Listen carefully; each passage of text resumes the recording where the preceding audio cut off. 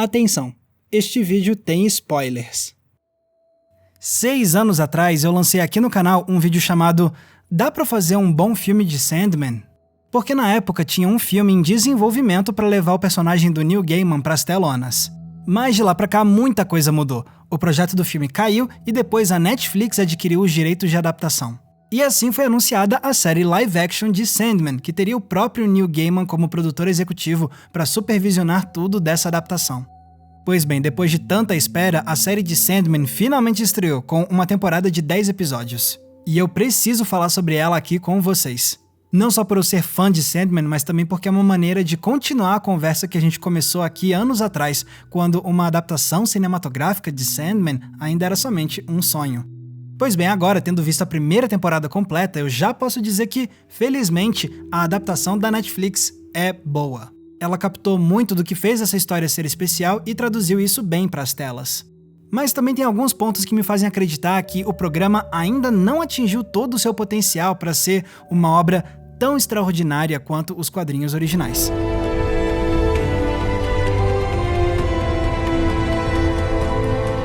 Para quem ainda não conhece, Sandman é uma das mais aclamadas séries de quadrinhos de todos os tempos, escrita pelo Neil Gaiman e publicada nos anos 80 e 90.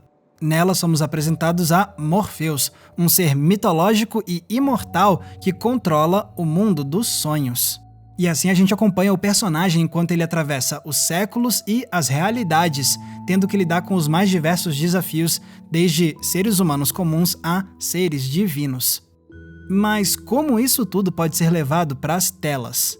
Para Netflix, a solução foi ser extremamente devota aos quadrinhos, trazendo um alto nível de fidelidade.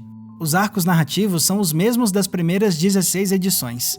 Começa com o aprisionamento do Morpheus, passa pela libertação dele, pela busca das ferramentas mágicas do protagonista e chega ao arco das Casas das Bonecas. E não é só isso. Os personagens são essencialmente os mesmos. Os diálogos preservam muito bem o texto lírico do Neil Gaiman, e os visuais fantásticos criam o mesmo senso onírico dos quadrinhos. A série até mesmo adapta algumas das histórias mais desconexas e experimentais das primeiras edições de Sandman. E assim o seriado nos apresenta esse universo que se equilibra constantemente entre o sonho e o pesadelo. Só que quando terminei a temporada eu fiquei com um sentimento de que, quando o assunto é ser sonho, o seriado brilha. Mas quando o assunto é ser pesadelo, ele desaponta. Como assim? Vamos por partes. Se eu digo que uma enorme parte de Sandman é o sonho, eu não tô só falando do protagonista e dos sonhos que ele comanda. Eu tô falando também do tom narrativo e da proposta estética da obra. Esse universo é dominado por um senso de contemplação, de admiração onírica. E assim o programa nos pergunta: o que os sonhos representam? Qual a importância deles para a humanidade? Como eles mudam as nossas vidas? E isso tudo nos leva a mais reflexões, seja sobre a morte e como lidamos com ela, ou sobre o que constitui uma boa amizade, ou sobre como a esperança nos afeta, ou sobre a natureza das histórias que contamos. Todas essas temáticas ganham vida com muita graciosidade no seriado, porque ele toma seu tempo para deixar essas ideias florescerem. Ao invés de ficar preocupado com ação constante, o programa se permite trazer pausas, diálogos longos, frases poéticas, personagens que evocam novos sentimentos no Morpheus. Inclusive, todos esses elementos se combinam com maestria para criar o melhor episódio da temporada, o capítulo 6. Ele simplesmente pausa o arco principal para nos apresentar a morte. E ao ver como ela trabalha numa posição de carinho para com a humanidade e para com o irmão, a gente vê o seriado questionar a forma como a gente normalmente enxerga a mortalidade. E quando a gente acha que já viu o suficiente, o episódio vai numa outra direção e começa a contar outra história, dessa vez sobre imortalidade. O que aconteceria se um homem perdesse a capacidade de morrer? É isso que o Morpheus dá ao Rob Gadlin, e assim os dois passam a se encontrar uma vez a cada 100 anos no mesmo lugar. O que vem daí é não só uma reflexão sobre o tempo que a gente tem na Terra, mas também um conto sobre como às vezes a gente se sabota em relações que são importantes pra gente. É um dos melhores episódios de TV dos últimos anos, sem sombras de dúvida. E todo esse esmero narrativo também está na construção visual do programa, especialmente com os ambientes mais fantásticos. São terras desoladas, são reinos de devaneio e de desespero, são campos verdejantes, são torres carnais em meio às nuvens, são bases secretas de super-heróis. Beleza, eu admito que teria sido muito mais legal ver esses ambientes com uma cenografia mais prática e concreta ao invés de serem majoritariamente computadorizados. Mas, pelo menos, os efeitos visuais são bons o suficiente para trazer um ar de encanto e de mistério. E é assim que o programa se mantém até o fim da temporada, com uma mescla de deslumbre visual, de temáticas profundas abordadas com poesia e com dinâmicas de personagens que fazem a gente se aproximar cada vez mais deles. É disso tudo que eu tô falando quando eu defendo que a adaptação da Netflix brilha quando o assunto é ressaltar o lado do sonho de Sandman. Mas existe o outro lado dessa história também. Afinal, o Morpheus é tanto o rei dos sonhos quanto o rei dos pesadelos. Então essa também é uma história com seus próprios horrores. Você tem pesadelos encarnados que escapam do domínio do Morpheus e matam seres humanos.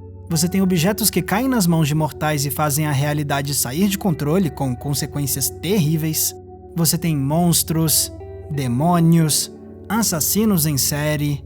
E é disso tudo que deveria surgir o senso de perigo, de tensão, de horror que esse universo evoca. Só que, infelizmente, o pesadelo aqui não ganha vida com a mesma força narrativa que a gente viu no lado do sonho. Isso porque o seriado não se permite ser realmente perturbador.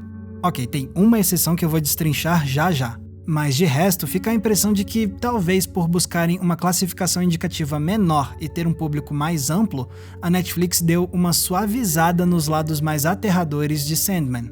O episódio com a Constantine, que é uma personagem tão atrelada ao terror nos quadrinhos, é o mais fraco da temporada inteira. Já um dos vilões principais não nos arrepia.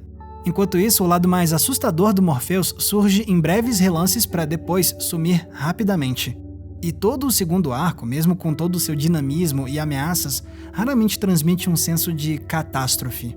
Até nos momentos de perigo desse segundo arco, existe uma certa leveza narrativa que te assegura que tudo vai dar certo no final, quase como se fosse uma aventura de filme infantil que passa na TV à tarde. Pois bem, quando eu terminei a temporada e me vi frustrado com esses elementos, eu imediatamente fui revisitar os quadrinhos originais. Afinal, qualquer fã de Sandman sabe que, na mesma medida em que essa HQ pode ser bela e encantadora, ela também consegue ser aterradora e inquietante.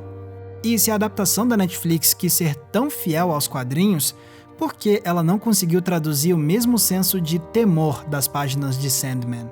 Bom, se a gente olhar para as HQs, a gente entende melhor o que aconteceu. A começar pelo próprio Morpheus. Em diferentes pontos da série, a gente vê como ele tem um lado inquietante. Ele pode ser temperamental, ele pode banir criações dele, ele pode ser rude, e isso tem mesmo nas HQs. Mas dá pra ver como deram uma certa escondida no lado mais cruel dele. Eu lembro, por exemplo, da primeira edição. Nela, quando o Morpheus se liberta e castiga o Alex, ele condena o cara a ficar num estado perpétuo de acordar no susto, ver algo assustador, acordar de novo no susto, ver algo assustador outra vez e permanecer nesse ciclo pra sempre. É um castigo horrível e que demonstra o quão impiedoso o Morpheus consegue ser. Mas no seriado eles atenuaram isso. Em vez de condenar o Alex a acordar em pesadelos pra sempre, ele só castiga o homem a ficar dormindo pro resto da vida. É uma decisão mais mansa que suaviza a forma como a gente enxerga o Morpheus. Mas isso não se compara à forma como caracterizaram o que deveria ser o grande vilão da temporada, o Coríntio. Sim, eles preservam os elementos básicos que fazem ele ser inquietante, como as bocas no lugar dos olhos e o modus operandi de arrancar os olhos das vítimas. Mas com o passar da temporada, o personagem perde muita força graças a como ele é escrito e como ele é interpretado pelo Boyd Holbrook. Isso porque eles se esforçam demais para fazer o vilão parecer carismático e sedutor. Ele desperta o desejo sexual dos outros, ele é diplomático, ele até mesmo passa um pedaço grande da história sendo cuidadoso com o Jed. Mas, nos quadrinhos, o Coríntio não tem essa camada extra, ele é muito mais unidimensional no seu papel de cara aterrador, que mata gente e pronto.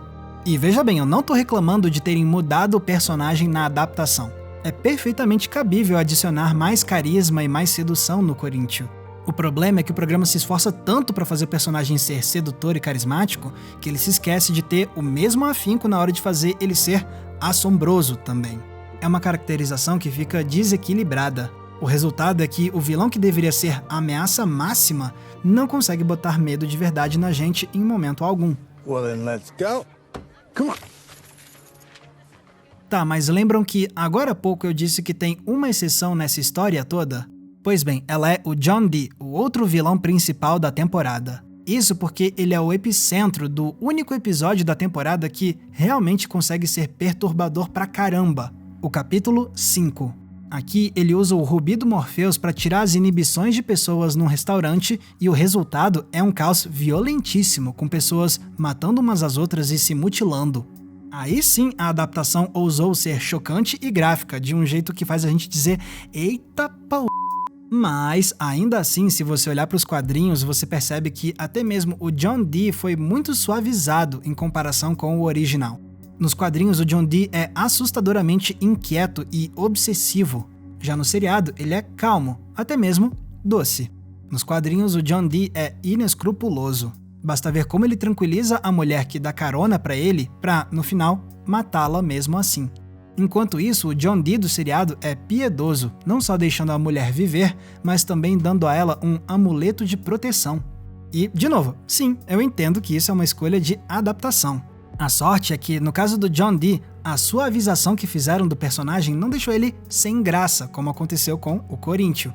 Porque pelo menos deixaram a gente sentir visceralmente que o John Dee pode ser uma força monstruosa. A gente testemunhou muito bem o tamanho do horror que ele pode causar. Tendo analisado esses personagens, a gente começa a ver um padrão no seriado, não é? Morpheus mais manso, Coríntio mais manso, John Dee mais manso. A adaptação claramente fica podando o lado mais aterrador dos personagens que mais deveriam meter medo na gente. E uma lógica parecida permeia o lado estético do programa, que não traz os visuais mais sujos, grotescos e estranhos que a gente vê nos quadrinhos. Basta olhar para o design que eles trazem para o mundo e para os personagens. O John Dee, que nas HQs era um ser horrendo, quase um zumbi, vira esse cara normal.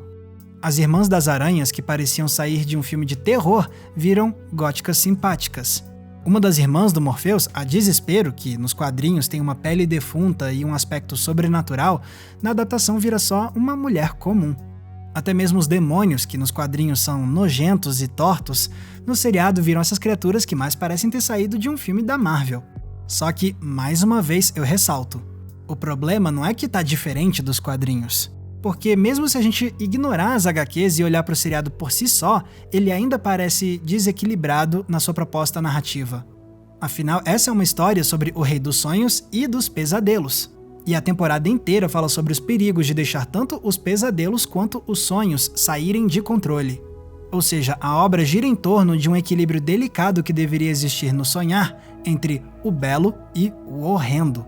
Mas na hora de traduzir isso no roteiro e na abordagem visual, somente um desses lados é favorecido.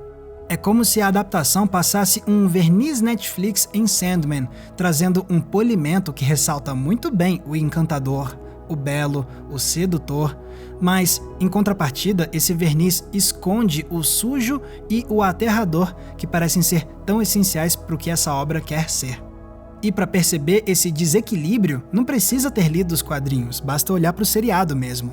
Porque esse é um programa que promete que vai ser sonho e pesadelo, mas no fim acaba sendo só uma dessas coisas, e não é o pesadelo. Quer dizer então que não existe esperança? Claro que existe. Se a série ganhar novas temporadas, eles vão ter muitas oportunidades para reequilibrar a obra. Até porque o episódio 5 dessa primeira temporada deixou bem evidente como eles conseguem sim trazer o horror de forma impactante quando eles querem. É só pegar esse ímpeto e espalhar ele um pouco mais pro restante do seriado. Dá pra fazer, Netflix, você consegue. Agora, por mais que eu tenha criticado esses aspectos da adaptação, no fim das contas eu ainda gosto bastante do seriado. Ele consegue apresentar muito bem essa mitologia, esses personagens e as regras que regem esse universo. E o programa consegue ser verdadeiramente encantador na sua forma de falar sobre grandes temáticas de maneira poética. Existe muito cuidado para fazer com que essa adaptação nos faça sonhar. E, não à toa, quando acabou o último episódio, eu já tava com vontade de dar play numa temporada 2, o que é um excelente sinal. Sendo assim, o Sandman da Netflix finalmente responde aquela pergunta que a gente fez por tantos anos. Dá pra fazer uma boa adaptação cinematográfica de Sandman? Sim, dá. E tá aqui esse seriado pra comprovar. Ok, ele pode pecar com um certo desequilíbrio narrativo, mas é evidente que essa é uma boa série, com o potencial de ser extraordinária no futuro, talvez tão extraordinária quanto os quadrinhos que lhe deram vida para começo de conversa. Então, que venham mais sonhos e mais pesadelos também. Galera, muito obrigado por terem conferido o episódio de hoje. E se vocês quiserem ajudar a gente a manter o Entre Planos no ar, vocês têm algumas opções. Uma delas é o botão de Valeu Demais, que tá aqui embaixo. Ele é tipo uma gorjeta, você escolhe um valor e deixa um comentário que fica destacado com uma cor diferente. Mas se quiser ajudar a gente com um valor mensal, você pode entrar na nossa campanha do Apoia-se. Até porque eu produzo conteúdos exclusivos para quem apoia a gente. Tem recomendação de filme toda semana, tem grupo fechado, tem live exclusiva e tem também o nosso Cineclube Entre Planos para a gente debater filmes juntos. Os detalhes da nossa campanha estão no link aqui embaixo na descrição. E se quiserem me ouvir falando ainda mais sobre cinema, vocês podem escutar o meu podcast, o Cena Aberta, que sai 2 vezes por semana, e também podem me acompanhar nas redes sociais usando os nomes que estão aparecendo aqui embaixo. Mais uma vez, muito obrigado pela audiência, um abraço e até a próxima sessão.